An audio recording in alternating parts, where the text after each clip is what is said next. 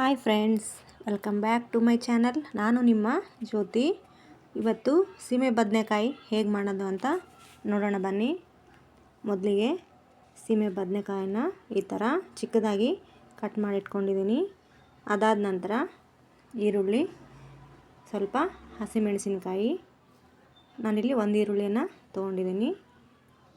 ಅದಾದ ನಂತರ ಸ್ವಲ್ಪ ಕರಿಬೇವು ಸೊಪ್ಪು, ಸ್ವಲ್ಪ ಕಡಲೆ ಬೀಜ, ಸ್ವಲ್ಪ ಕೊತ್ತಂಬರಿ ಸೊಪ್ಪು, ಸ್ವಲ್ಪ ಅರಿಶಿಣ, ಹಸಿ ಕಾಯಿ ತುರಿ ಒಂದು ಬಟ್ಲು, ರುಚಿಗೆ ತಕ್ಕಷ್ಟು ಉಪ್ಪು, ಸ್ವಲ್ಪ ಸಾಸಿವೆ ಜೀರಿಗೆ. ಇದನ್ನೆಲ್ಲ ನಾನು ರೆಡಿ ಮಾಡಿ ಇಟ್ಕೊತಾ ಇದ್ದೀನಿ.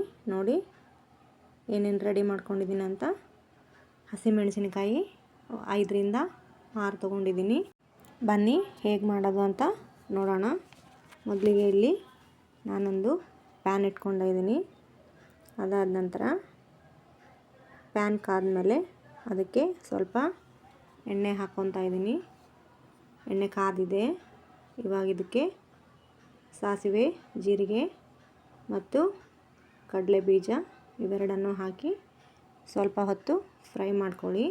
ಸ್ವಲ್ಪ ಕರಿಬೇವು ಸೊಪ್ಪು ಇದು ಕೂಡ ಹಾಕಿ ಸ್ವಲ್ಪ ಫ್ರೈ ಮಾಡಿ. ಕಡಲೆ ಬೀಜ ಕೆಂಪಗಾಗಬೇಕು, ಅಲ್ಲಿವರೆಗೂ ಫ್ರೈ ಮಾಡ್ಕೊಳ್ಳಿ. ನೋಡಿ ಈ ಥರ ಇವಾಗಿದ್ದು ಆಗಿದೆ. ಇವಾಗ ಇದಕ್ಕೆ ನಾನೇನು ಹೆಚ್ಚಿಟ್ಕೊಂಡಿದ್ನಲ್ಲ ಹಸಿಮೆಣಸಿನಕಾಯಿ ಮತ್ತು ಈರುಳ್ಳಿ ಇವೆರಡನ್ನು ಹಾಕಿ ಅದು ಕೂಡ ಫ್ರೈ ಮಾಡ್ಕೊಳ್ಳಿ. ಸ್ವಲ್ಪ ಹೊತ್ತು ಲಿಡ್ ಕ್ಲೋಸ್ ಮಾಡಿ. ನೋಡಿ ಮತ್ತೆ ಫ್ರೈ ಮಾಡ್ಕೊಳ್ಳಿ. ನೋಡಿ ಈ ಥರ ಈರುಳ್ಳಿ ಎಲ್ಲ ಕೆಂಪಗಾಗಬೇಕು. ಇವಾಗ ಇದು ಆಗಿದೆ. ಇದಕ್ಕೆ ಸೀಮೆ ಬದನೆಕಾಯನ್ನು ಹಾಕ್ಕೊತಾ ಇದ್ದೀನಿ. ನೋಡಿ ಇದು ಕೂಡ ಸ್ವಲ್ಪ ಹೊತ್ತು ಹಾಗೆ ಫ್ರೈ ಮಾಡ್ಕೊಳ್ಳಿ. ಅದಾದ ನಂತರ ರುಚಿಗೆ ತಕ್ಕಷ್ಟು ಉಪ್ಪು ಇದು ಕೂಡ ಹಾಕಿ ಇವಾಗ ಇದನ್ನು ಮಿಕ್ಸ್ ಮಾಡ್ಕೋಬೇಡಿ. ಹಾಗೆ ಸ್ವಲ್ಪ ಹೊತ್ತು ಲಿಡ್ ಕ್ಲೋಸ್ ಮಾಡೋಣ. ಅದು ಚೆನ್ನಾಗಿ ನೀರು ಬಿಡುತ್ತೆ, ಹಾಗಾಗಿ ಹಾಗೆ ಮುಚ್ಚಿಟ್ಕೊಂಡಿದ್ದೆ. ನೋಡಿ ಇವಾಗ ಇದನ್ನು ಮತ್ತೆ ಓಪನ್ ಮಾಡಿ ಮತ್ತೆ ಇದನ್ನು ಮಿಕ್ಸ್ ಮಾಡೋಣ. ಮತ್ತೆ ಇದನ್ನು ಕ್ಲೋಸ್ ಮಾಡೋಣ. ನೋಡಿ ಮತ್ತೆ ಇವಾಗ ಇದನ್ನು ಓಪನ್ ಮಾಡಿ ಮತ್ತೆ ಇದು ಎಲ್ಲ ನೀರಿನಂಶ ಬಿಟ್ಕೊಂಡಿದೆ.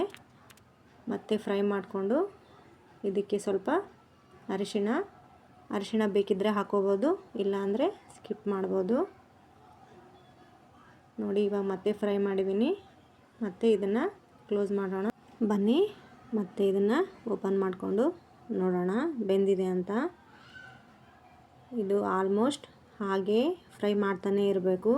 ಇದಕ್ಕೆ ನೀರನ್ನು ಹಾಕಬಾರ್ದು. ನೋಡಿ ಇವಾಗ ಇದು ಬೆಂದಿದೆ ಅಲ್ವಾ ಅಂತ ಒಂದು ಸರಿ ಚೆಕ್ ಮಾಡೋಣ. ನೋಡಿ ಎಷ್ಟು ಚೆನ್ನಾಗಿ ಬೆಂದಿದೆ. ಇದು ಬೇಗ ಬೇಯುತ್ತೆ, ಹಾಗಾಗಿ ಇದಕ್ಕೆ ನಾನು ನೀರನ್ನು ಹಾಕಿಲ್ಲ. ಜಾಸ್ತಿ ಇದನ್ನು ಫ್ರೈ ಮಾಡಬೇಕು. ನೋಡಿ ಇವಾಗ ಇದಾಗಿದೆ. ಇದಕ್ಕೇ ಸ್ವಲ್ಪ ಕೊತ್ತಂಬರಿ ಸೊಪ್ಪು ನೋಡಿ. ಅದಾದ ನಂತರ ಸ್ವಲ್ಪ ಹಸಿ ಕಾಯಿ ತುರಿನ ಇದು ಕೂಡ ಮೇಲೆ ಹಾಕ್ಕೊಳ್ಳೋಣ. ನೋಡಿ ಎಷ್ಟು ಚೆನ್ನಾಗಿ ಕಾಣಿಸ್ತಾ ಇದೆ. ನೋಡಿ ಹೇಗೆ ಬಂದಿದೆ ಅಂತ. ತುಂಬಾ ಸಿಂಪಲ್ಲಾಗಿ ಟೇಸ್ಟಿಯಾಗಿ ಮಾಡ್ಕೋಬೋದು. ನೀವು ಕೂಡ ಟ್ರೈ ಮಾಡಿ. ಇಷ್ಟ ಆದರೆ ಲೈಕ್ ಮಾಡಿ. Thank you.